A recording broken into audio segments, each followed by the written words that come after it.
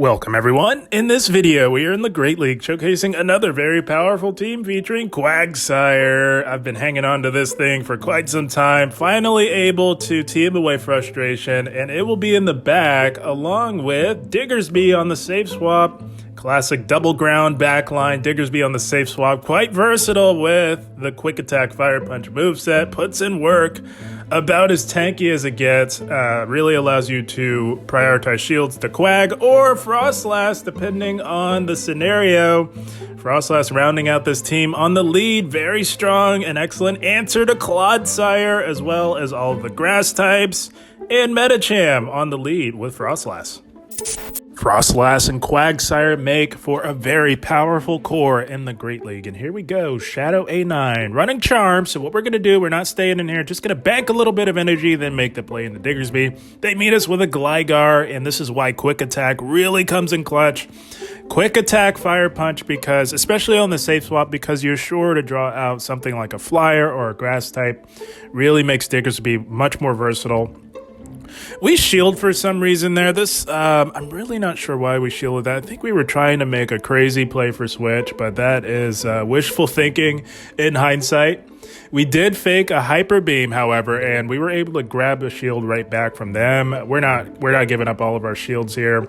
We're just going to fake another potential Hyper Beam here and go for the Fire Punch and see if we can get another shield off of them, as Hyper Beam on a Shadow would have just about KO'd and allowed us to flip switch, but we don't have the move. I think the jig is up. We're just going to go straight Fire Punch here from here on out. They have to hit us with a dig to KO. I think even a Shadow Aerial Ace will not do the trick for them. It does not. Diggersby just too tanky, and that allows us to get off another Fire Punch here. It, of course, will not KO, and I think they will be able to farm us down, before we can farm them down. But a double super effective Powder Snow does the trick. Shields are down. That's a dangerous proposition for a loaded Froslass, guys. We're going for the Shadow Ball, and it should just about KO the Shadow. It does not. So we're sniping with Shadow Mud Shots. And they did not like that. They top left. Holy smokes. I don't know what they had in the back. Maybe a Carbink. And if that was the case, it was going to be game over. Good game, well played to them. Yeah, Shadow Quag. Oh, man. You definitely notice the Shadow bonus, let's just say. And we are running the conventional moveset here. But here we go. Pelipper lead. Pretty good. We do win that in the ones. We don't win the twos or zeros. They safe swap a Reggie, so if they ever do this from a team reading perspective, you can bet the house that there is likely a second steel type in the back. Tried to catch a Zap Cannon here, but they exercised some patience. They may not have quite been there yet. Might have been slightly off on my count there, but that's okay. We leave with loaded energy on Froslass, and again, that is very dangerous and lethal. On a Froslass, we go for the Shadow Mud Bomb, doing big damage to the Registeel. And we will shield up the second move to control alignment, as Diggersby does not have a fun time against the Pelipper. Froslass is our best matchup into it. Couldn't quite farm down before they could make it to another move. So we're going to throw this Mud Bomb here, and they do let that go, electing to take the shield advantage here. And because of our over farm, we will absolutely get to a Stone Edge here. Just about one-shots the Pelipper. They let that go, maybe thinking that we were a calm day with Aqua Tail. Nope. That's why Stone Edge, I think, is the way to go in the Great League, for sure. We saw proof of it right there. That was amazing. And they do have the second Steel type coming in the form of a non-Shadow, Alolan Sandslash here. Gonna bait with the double super effective Fire Punch, grabbing a shield from them, and I think they saw that it was not trending in the right direction. They no-shielded a massive Stone Edge, and they do top left. Good game, well played to them.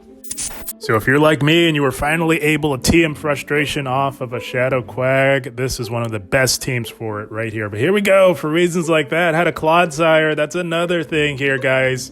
With everyone running Clodsire right now in the Great League, it has nowhere to go on this team, which skyrockets your percentage of success, your chances of success, your odds of success, whichever you prefer. But they have a Licky. We're here on our Diggersby with this Licky. Diggersby has a very solid matchup up against Licky Tongue, although it can get close. It can get quite close. Still very much in the favor of Diggersby, however. So we are going for the Scorching Sands here. Gonna let this next move go. If it's a Power Whip, although super effective, we do still survive. And they are doing virtually no damage with their fast move pressure here. Gonna go for the Fire Punch here. Getting a little close, as I mentioned. Licky can make it quite close, but they do let that go, and we control the alignment here. They come back in with the Clodsire, which is very interesting, because much like Licky, they're doing virtually no damage with their Poison Sting fast move. Going for the super effective Scorching Sands, getting a clutch attack drop. You'd love to see it. And they do farm us down. So what we're going to do is, I think, come in, with our Quagsire. And they've got their own Quag lurking in the back here. And it looks like they are running the Community Day Aquatail here, which makes this matchup a lot better for them in the mirror. So we're going to tank that, bank some energy, and come in with Froslass. Again, that Clodsire has nowhere to go with this team. It is quite dominant up against it. And they do shield our Avalanche, likely getting a little bit nervous on their end, knowing that their Clod has nowhere to go. Gonna let that Aquatail go. It does not KO.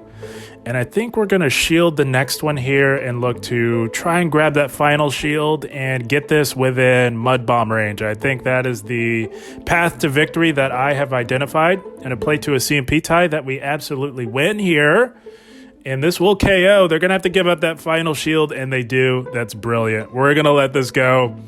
We're going to allow our Shadow Quag to close this thing out. We are one mud shot off from the Mud Bomb. Like I said, the Shadow, you definitely notice the Shadow bonus. We are saying bye-bye to the opposing Quag, and all we have to do is shield up a potential Earthquake. Gonna shield this. They are at EQ energy. I'm sure it's a bait. That's okay, but we will outpace to this Mud Bomb here. And this is just about all she wrote for the poor Clodsire. We're saying bye-bye to the Clodsire as well. Again, if you're seeing Clodsires everywhere, you want to try this team out, it has nowhere to go. Good game, well played to them. Yeah, guys, I had run a similar team early on this season with Gligar in the back. We just swapped out Gligar for Quag, and we were in business, but here we go. Swampert lead, not the best for us, but we can put in work, and at the very least, grab a shield advantage for our team. We like to go straight Shadow Ball, just thinking that maybe they would no-shield this, but they don't. But generally, you just want to go straight Avalanche. Avalanche is one of the best charge moves in the game, so probably not the best play there. And they go straight EQ, and that's okay. We were going to soft lose lead anyways, and this is going to ultimately ensure a shield here, as going straight EQ, they generally want to get that farm down and come out with energy, but they're down 2 shields in the process. So we're going to bring in our Quag here, and we do take neutral from a Hydro Cannon, so this is the proper alignment. We do survive one, even as a Shadow, and all we do is we shield up this next one here, and again, the Shadow bonus is very much noticeable. A Mud Bomb plus the Shadow bonus plus Stab should be enough for us to say bye-bye to the Swampert here, and it does. And now we will see what they have in the back. A Trevenant, so going to bring in our Diggersby here. And they've got a nerfed Noctowl as well, lurking in the back here. Trev and Noctowl in the back. Very interesting to see from this trainer. And again, this is where Quick Attack really comes in clutch for these Flyers. This is a very decent matchup with Quick Attack Fire Punch on a Pokemon like Noctowl. And the pacing nerf definitely helps us out in this matchup as well. We just have to keep perfect track of the energy here. Go for this Fire Punch here, and I do think we're going to have to set up a catch at some point because I know that Trevenant has energy. We're just over-farming where we can. We want to make sure that we leave this matchup with energy. Keeping an eye on that switch clock. Going to throw here. They got that one wing attack through, so they're at the sky attack. We're going to get off this Fire Punch here and expect them to throw on alignment as predicted. Quag, unfortunately, was quite expendable. The win con lies with Diggersby. Now, we can just load up on energy here, and we will need 2 Fire Punches at the very least. It's going to come down to how bulky this Trevenant is, how attack-weighted it is, and it is looking like 2 will not quite do the trick here. But, again, as we are quite tanky, and we are double resisting the fast move pressure, and we held on to a shield. foreseeing that it would come down to us having to shield a Seed Bomb from the Trevenant. And they do play to this CMP tie here, so we triggered it with our move. So this will KO the Trev, and that Noctowl is hanging on by a thread. It'll come down to if we survive a wing attack and if they survive a quick attack. We go for this Fire Punch. That takes out the Trev. We survive the wing attack. They do not survive our quick attack. Good game, well played to them. Again, if you want to run your Shadow Quag, not quite sure of a good team for it, this is a very, very good team for Shadow Quag. And here we go, Clefable lead, very interesting, very fun pick. Clefable can put in work, is able to apply intense shield pressure to its opponents, and we're going to go for the Avalanche. They do survive that. And of course, I think Meteor Mash doesn't quite KO, but it's not fun for Froslass to tank, so we're going to shield this.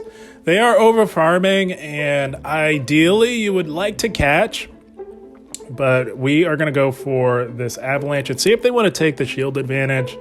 Seeing them over farm so heavily here, I think the safer play is just a 2-shield last and farm down. Win lead control alignment. With an unconventional lead like Clefable, you really never know what could be in the bag. It happens to be a Shadow Quag here, and they are running Community Day Aqua Tail.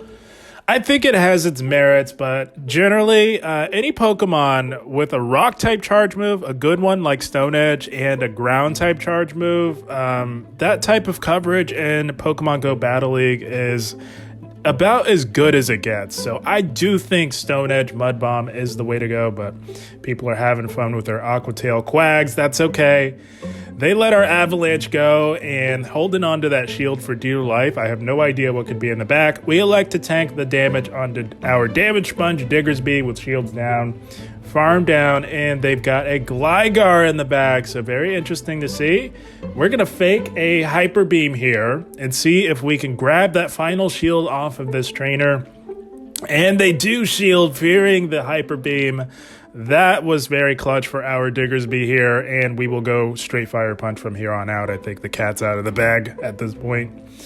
And we do survive a dig from this range, and we do have the Fire Punch queued up. So I'm thinking this Fire Punch damage should just about put it within Shadow Stone Edge range. So we're going to throw this Fire Punch, and we're going to throw our Quag in here to finish this one out for us. We do have to be careful of a potential catch. They tried to catch, likely thinking that we were running Aqua Tail as well. We were not. We held on, or we didn't hold on, but they thought that we had Aqua Tail, but it's okay. Stone Edge takes out the Gligar, and we close the game with our closer, Shadow Quagsire, coming in clutch. Good game, well played to them. This team was not only putting in a lot of work, but was a lot of fun to run in the Great League. But not with a Sableye lead. Holy smokes, we're going into Diggersby here on the safe swap. They've got a Venusaur in the back behind the Sableye. This is looking like a team that fellow content creator Yasser Lead recently featured. He wasn't running the team. It was a viewer submission, but this team has grown in popularity as of late.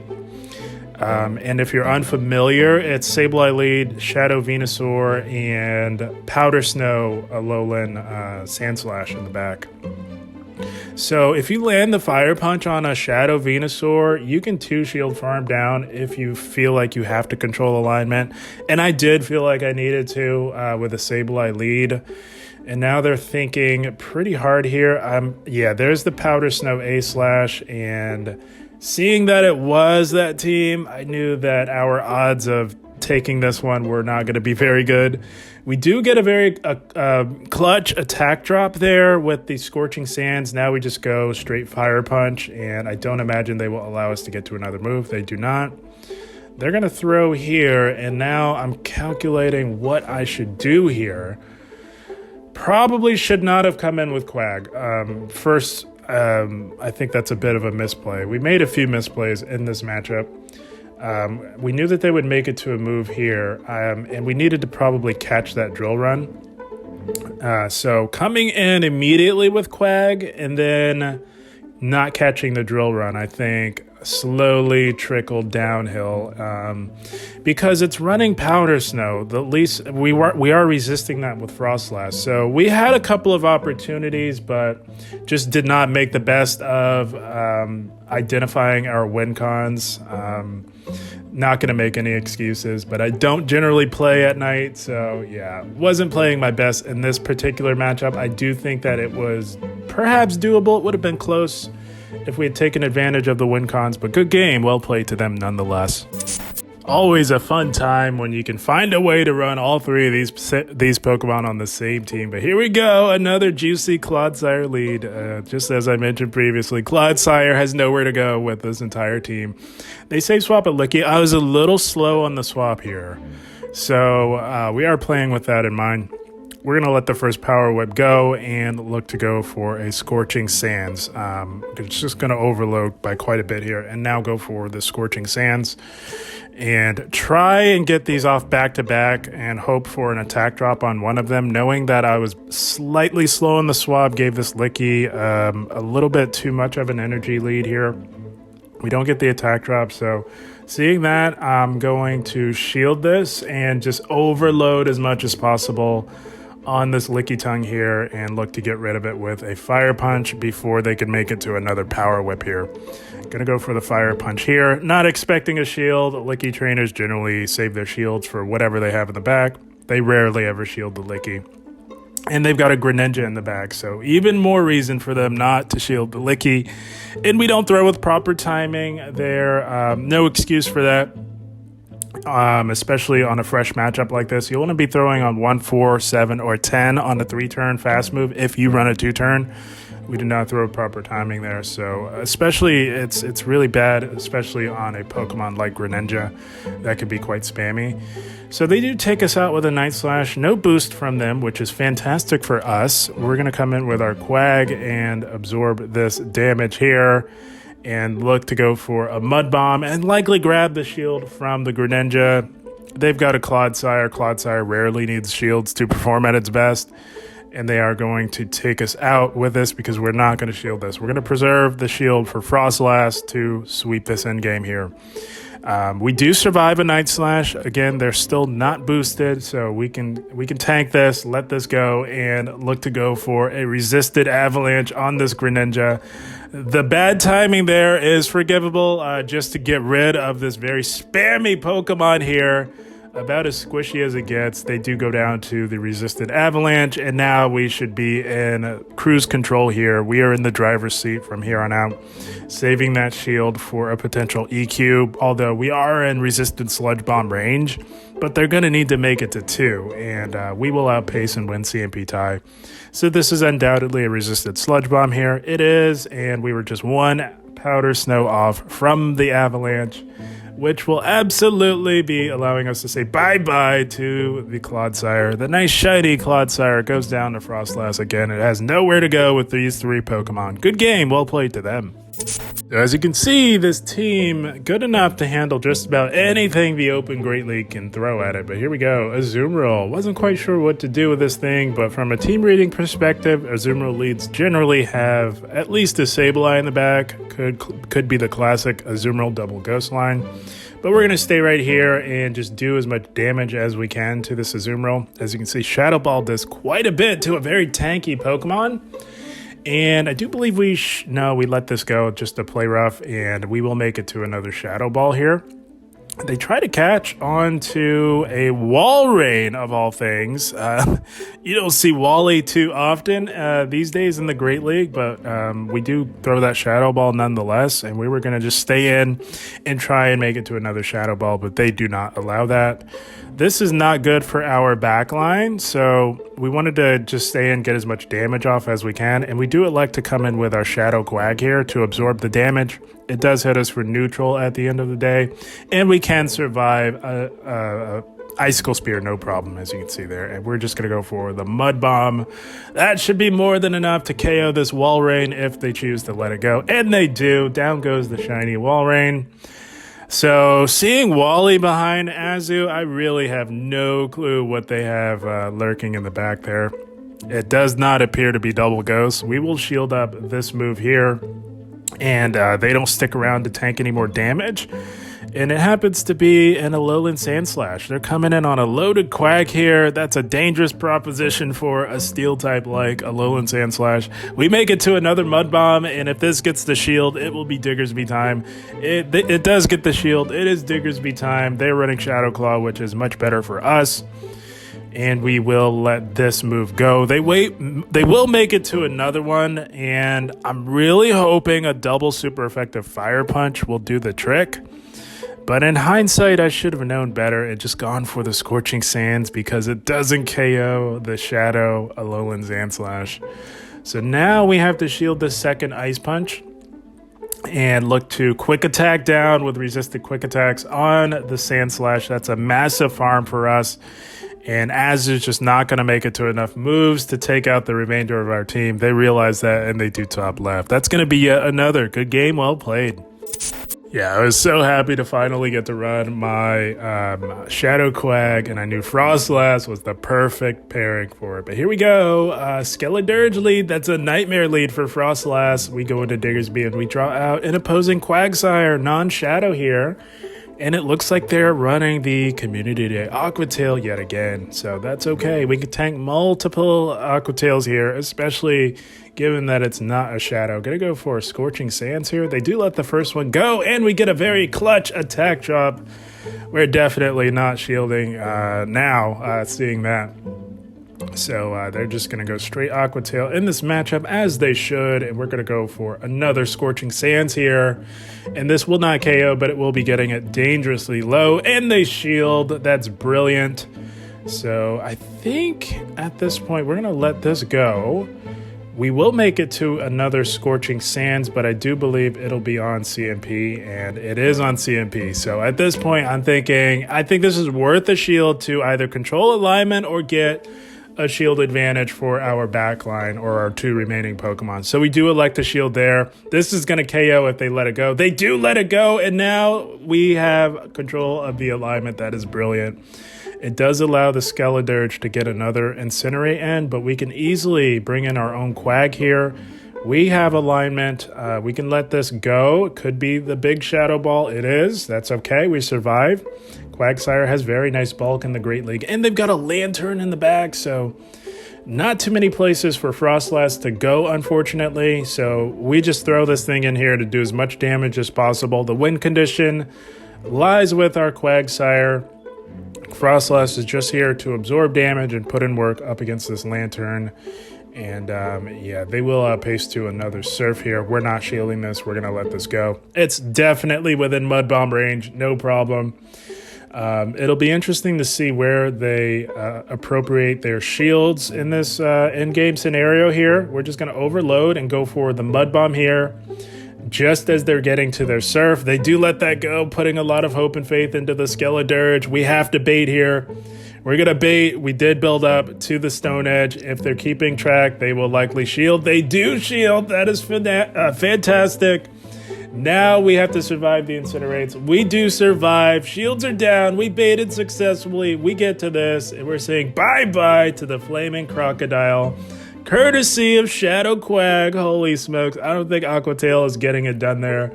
We one-shot that thing, and that was all she wrote. How fitting to end this Quagsire video with Quagsire putting in work to close strong. You'll love to see it. Good game, well played to the opponent. That is the team, my friends. Yeah, like I said, really wanted to run my Shadow Quag. I was finally able to team away frustration during the last Team Rocket takeover event. And yeah, I had Froslass in mind for it. Froslass historically pairs brilliantly with ground types, as the ground types cover the steels that Froslass does not perform very well against. And one of those ground types being Diggersby, that can have a tremendous play up against the Shadow Claw users like Sableye, which Froslass wants nothing to do with as well. So Diggersby draws out hard counters to Quag, like a ground type, or a potential flyer like Gligar, which allows Froslass to come back in, take out that hard counter, clearing the way for Quagsire to sweep the game in dominant fashion. That's how the team's designed. Very powerful team, very fun team for the Great League. But guys, I had a blast. I hope you all enjoyed. As always, I thank you for watching, and keep up the grind. Thank you, guys.